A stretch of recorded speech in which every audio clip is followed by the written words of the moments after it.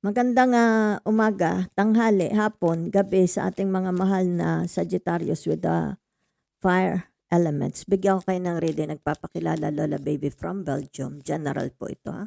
Kung makaresonate kayo, salamat. Kung hindi pa po kayo subscribes, libre naman po yan if ever magustuhan ninyo ang reading. Okay, for some of you, meron ditong tinatawag at travel planning. Nagpaplano ng travel. Okay, maaaring short travel, long distance travel. Okay?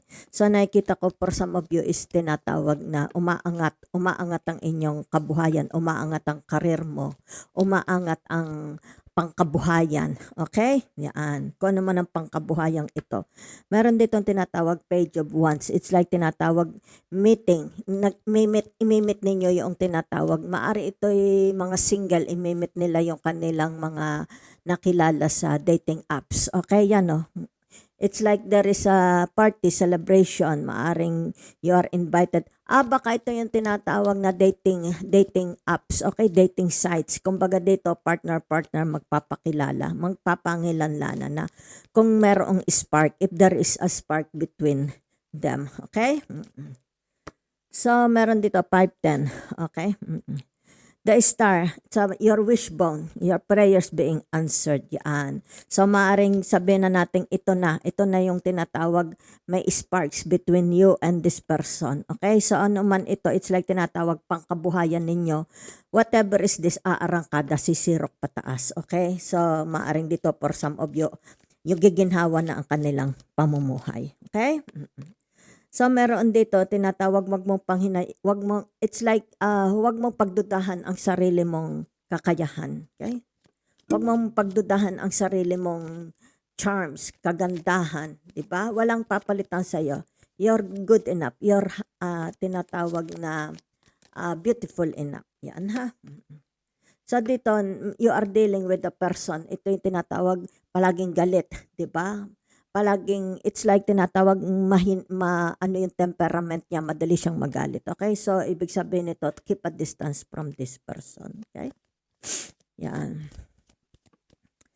So meron ditong tinatawag Queen of Pentacles. Yan, maaring for some of you yung tinatawag na, ang nakikita ko dito ay nursery. Maaring meron kayong nursery ng palaisdaan, meron kayong nursery ng crabs, di ba? Yan, ang nakikita ko lang ha. Okay.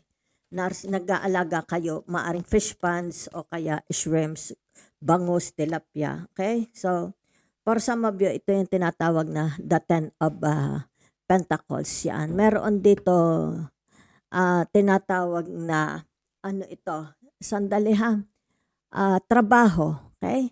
Yan, naghahanap ba kayo ng trabaho or naghahanap kayo, okay, ng baka ang inyong trabaho is nag-go home to home deliver, sandali ha, it's like nangangatok kayo sa mga bahay-bahay, 'di ba? Nag-o-offer kayo. Ganun na nakikita ko. 'Yon. Kumbaga sa lumalakad ka, it's more public eh. It's more public ang trabaho mo. Maaring dito yung tinatawag salesman kayo. Nagpo-promote kayo ng products. Yan ha. Kumbaga dito eh, baka survey.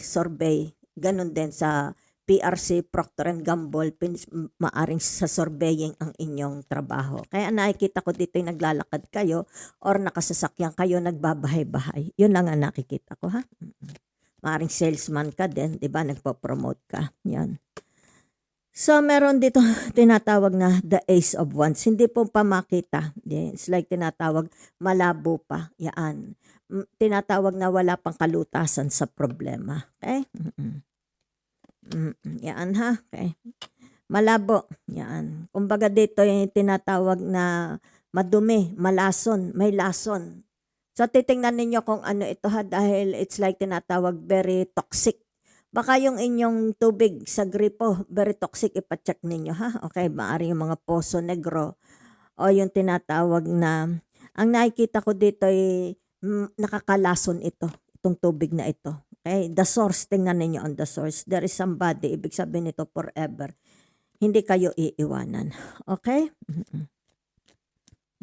Ponds is like tinatawag ang ilog. Meron ditong toxic water reservoir ang nakikita ko ha. So for some of you, ibig sabihin nito yung tinatawag na pinipigilan nila, okay, na harvestin mo ang iyong tagumpay. 'Di ba? It's like tinatawag iyo na ito, okay? Kumbaga dito yung tinatawag ayaw nilang pakinabangan mo ito. Yan, no? May mga taong ganid, okay? May mga taong ganid. Ayaw nila na, it's like tinatawag na mga kakompetensya mo yan, ha? Okay. Ayaw nila na makita mo ito. Yan. Ayaw nila unahan mo sila. Okay? Gusto nila sila lang, 'di ba? Yan, no? Ayaw nila, it's like tinatawag din distract kayo para makita nyo ito. 'Di ba? Let's say sabihin natin naghahanap ka ng trabaho. Kumbaga dito may kasama ka, ayaw nilang makita mo ito. Okay? Dinidistract ka.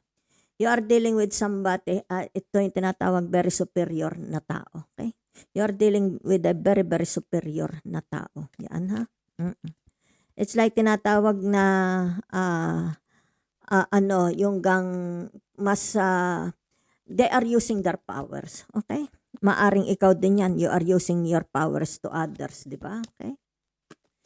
Yun lang nakikita ko. So narito yung tinatawag the king of cups. Yan, ha, you are dancing.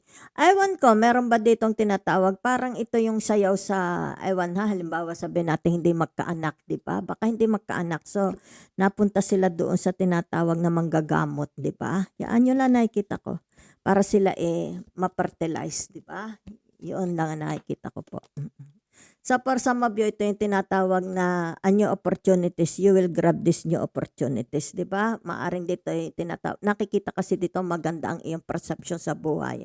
Maganda ang tingin mo sa buhay. And tinatawag na kung may mga opportunities, new doors opening, sinusunggaban mo ito. Maagap ka. Maagap ka, okay?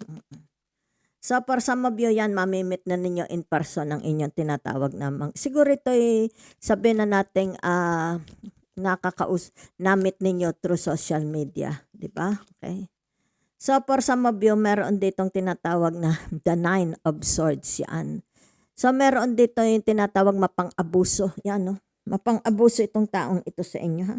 You are surrounded with mapang-abusong mga tao. They are taking advantage of your kabaitan.